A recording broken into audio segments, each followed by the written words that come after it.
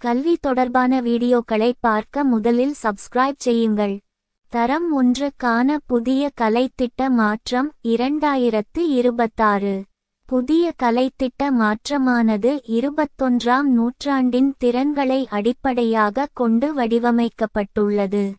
இதன்படி தரம் 1 க்கான கலைத்திட்ட மாற்றங்களை பின்வரும் துறைகள் தொடர்பாக நோக்கலாம். 1. பாட உள்ளடக்கங்களில் மாற்றம். 2. வாரத்துக்கான நேர ஒதுக்கீட்டில் மாற்றம். 3.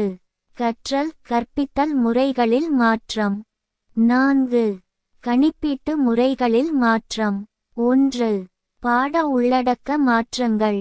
தாய்மொழி பாடத்தில் மாற்றமடைந்துள்ள விதம்.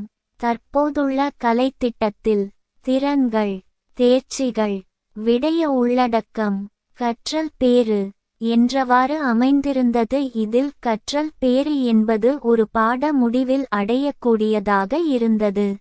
புதிய கலைத்திட்டத்தில் இது முற்றுமுழுதாக மாற்றம் செய்யப்பட்டுள்ளது. புதிய கலைத்திட்டத்தில் மொழியின் பணி.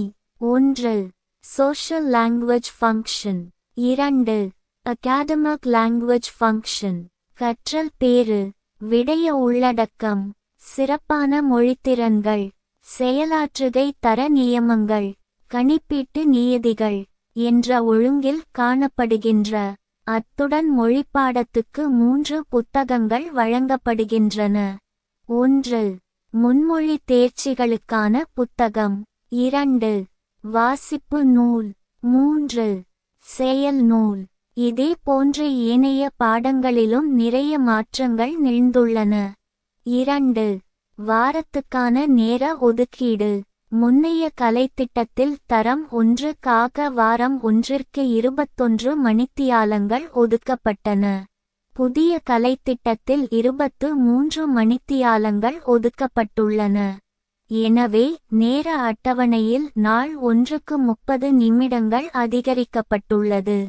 முஸ்லிம் பாடசாலைகள் வெள்ளிக்கிழமைக்கான நேரத்தை ஏனைய தினங்களில் பங்கிட வேண்டும். 3. கற்றல் கற்பித்தல் முறைகளில் ஏற்பட்டுள்ள மாற்றங்கள்.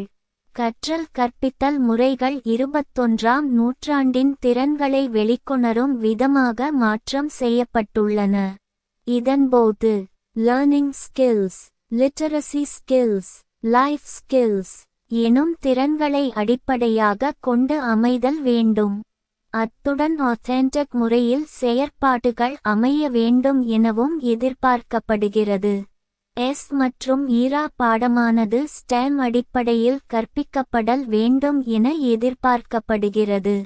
இன்று ஸ்டீம் முறை பின்பற்றப்பட்டாலும் அஸ்தெடிக் பாடம் தனியாக கற்பிக்கப்படுவதால் எஸ் மற்றும் ஈரா பாடத்தில் ஸ்டெம் நடைமுறைப்படுத்தப்படும். எஸ் மற்றும் ஈரா பாடத்தில் உருவாக்கும் பொருட்கள் பயன் மிக்கனவாக இருக்க வேண்டும் என எதிர்பார்க்கப்படுகிறது. 4.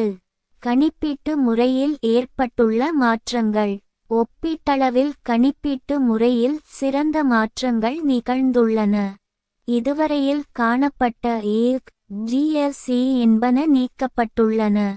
ஒவ்வொரு பாடவேளையின் இறுதியிலும் கணிப்பீடு செய்ய வேண்டிய செயலாற்றுகை தர நியமங்களும் கணிப்பீட்டு நியதிகளும் தரப்பட்டுள்ளன.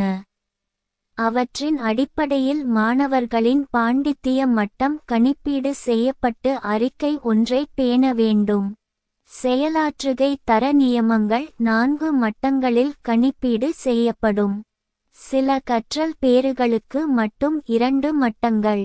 அடைவு மட்டத்தை கணிப்பிடும் முறை. 1. மிக நன்று, அதிசிறப்பு, மேம்பட்ட நிலை.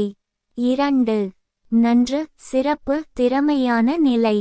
3. சாதாரண நிலை, அடிப்படை நிலை. 4. சாதாரண நிலையிலும் குறைவு.